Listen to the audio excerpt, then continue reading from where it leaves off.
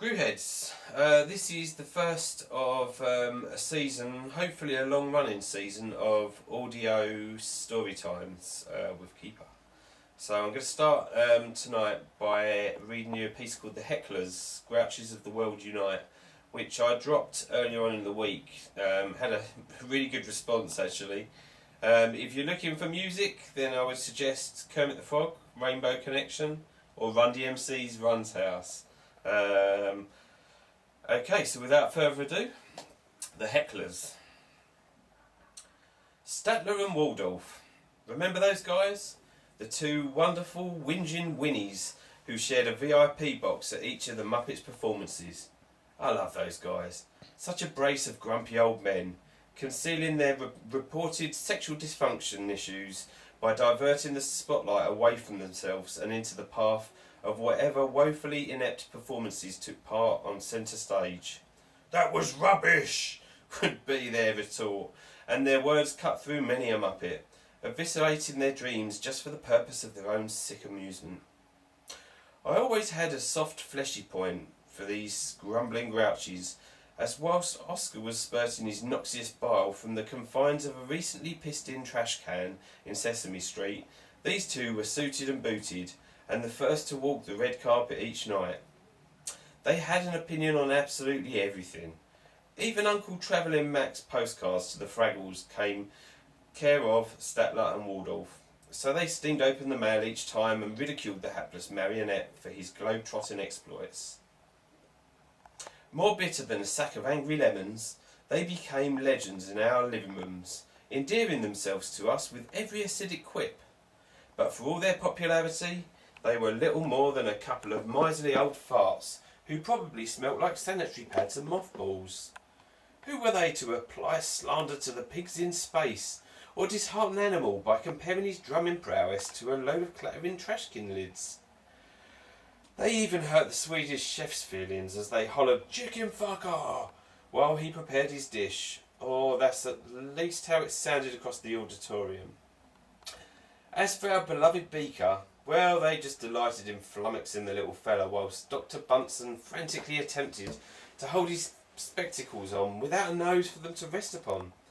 Admittedly, Beaker had it coming. All the time, meep meep meep, such a self-centred puppet, although he made up for it simply by existing. They weren't amused. Rumour has it they found Mrs. Piggy repulsive, and that's just unacceptable. I love a ham and cheese panini, and that is due largely in part to the voluptuous pig in a blanket who really knew how to work our spit. Kermit really had his work cut out, donning a spindly green amphibian lance barely capable of putting a dent in her frontal barricade. God loves a trier, and gave it his all each time, aided by the fact that Piggy oh, fuck it, I'm going to go back, and I'm going to read that again. I'm just going to keep rolling. God loves a trier, and he gave it his all each time, aided by the fact that Piggy got off on his webbed toes. There we go. Anywhoots, as you can see, a lot went on behind the veil as that curtain dropped each week, and Statler and Waldorf had the perfect vantage from which to lob their insults. So it got me to thinking, these two are a little more worldly wise, shall we say, than most. Who knows what kind of filthy hijinks they got up to in the 60s, when Robin was still merely a spawn in his daddy's green bean sack. But then, where did they get so cynical? Is it destined for us all? And if so, then when can we expect this transformation to occur? Am I a man, or am I a Muppet? If I'm a man, then that makes me a Muppet of a man. Should I begin my search for a suitably melancholic sidekick to join me in my box each night? Has it been foretold that I shall find much negative and now inspirational in everything I view? And will they secure my catheter before I put on my girdle each night, as I'd hate to be one of those old people? You know, the ones who carry a faint whiff of piss around wherever they go. I have already deduced that I will not be going out like that. No standard issue moccasins or pea green slacks. No Old Spice or paisley socks either. Possibly a monocle, although I'll rock that shit with a Kangol. I'm going to grow old disgracefully, Much like Statler and Waldorf, I shall emit just the right degree of pessimism while still attaining my sense of fun. Fuck it. When I go on Miss Daisy and get carted away to the nearest retirement home, I'm going to be clad in street clobber and whistling Run's House as I pop and lock my way to the pantry and claim dibs on the Battenberg. Then I'm going to grease up my green palm, pull up a lily pad and knock out one over wildlife programmes. I may not be responsible for my behaviour at that point, so if I'm spread out in my armchair with one of my testicles teased through my zipper, simply let it be, or inconspicuously tuck it back into my Y fronts. Coherence may not be at all at my disposal come the time, but I promise I'll be a hoot right up to my final bed bath. If I shit my slacks, then consider it an offering, and maybe work on your response time for the future. And should I grope one of the intern's asses, then that's simply the meds.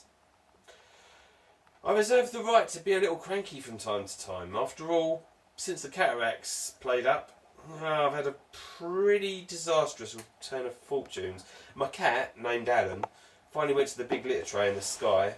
Nobody has been round to mow my sodding grass all summer, and if I can smell piss, then I know you can too.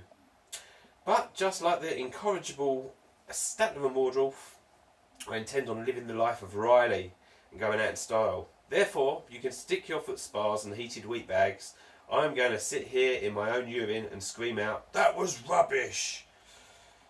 Okay, we're going to break now for a little poem mid-article, which is called "Gimme That Piggy." Gimme some piggy, it's really no biggie. Just one little slice of that bacon. Don't think me as mean as I grab me some lean, as there's plentiful there for the taking. A rasher or four couldn't hurt to explore this piggy temptress below me. I'll unzip my fly, look her straight in the eye, and kindly request that she blow me. Now call me a swine, but this porker's a corker. She scrubs up quite well for a grunter.